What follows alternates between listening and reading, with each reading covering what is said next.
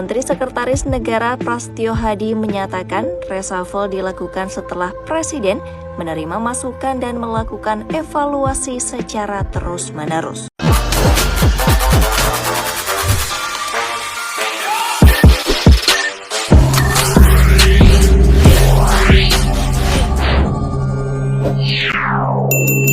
Presiden Prabowo Subianto melakukan perombakan Kabinet Merah Putih pada Senin, 8 September 2025. Langkah ini dilakukan berdasarkan masukan dan evaluasi yang dilakukan terus-menerus. 5 posisi menteri diganti dan 1 kementerian baru dibentuk. Hal ini menjadi bagian dari penyesuaian pemerintah dalam menjawab berbagai tantangan nasional. Prasetyo menyebut pada hari yang sama, Presiden langsung melantik para pejabat baru di Istana Negara.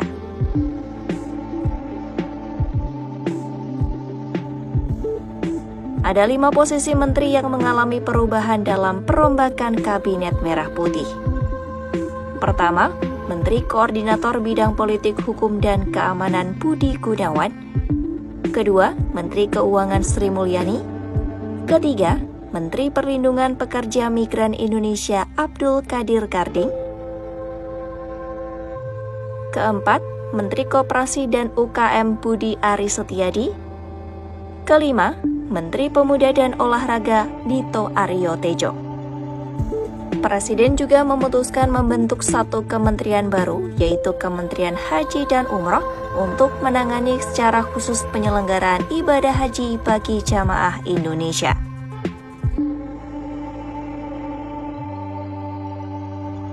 Sementara itu, pada hari yang sama, pelantikan para menteri baru dilakukan di Istana Negara, disaksikan langsung oleh Presiden dan dihadiri sejumlah pejabat negara serta perwakilan lembaga tinggi.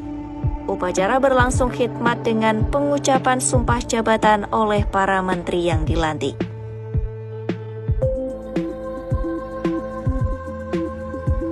Di antara menteri yang diganti, Menpora Dito Aryo Tejo memberi sinyal perpisahan melalui unggahan di media sosial.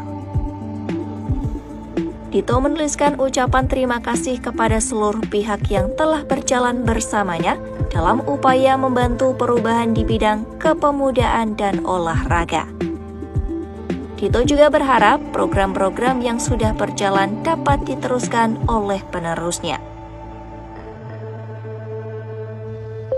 Reshuffle Kabinet Merah Putih ini dipandang sebagai langkah strategis Presiden Prabowo. Setelah memasuki bulan ke-9 masa pemerintahan, Presiden menilai perlu ada penguatan kinerja di sejumlah bidang. Di bidang politik dan keamanan, pergantian Menko Polhukam diharapkan mampu memperkuat koordinasi aparat penegak hukum dan pertahanan.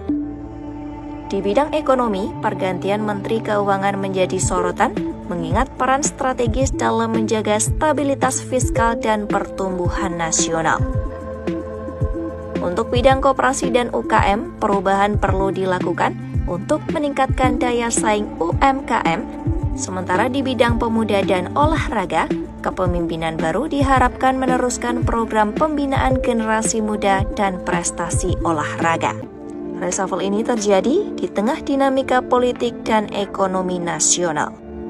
Di satu sisi, pemerintah perlu memperkuat soliditas untuk menjalankan program prioritas. Sementara di sisi lain, publik akan terus memantau langkah pemerintah, termasuk kinerja para menteri baru dalam menjawab harapan masyarakat.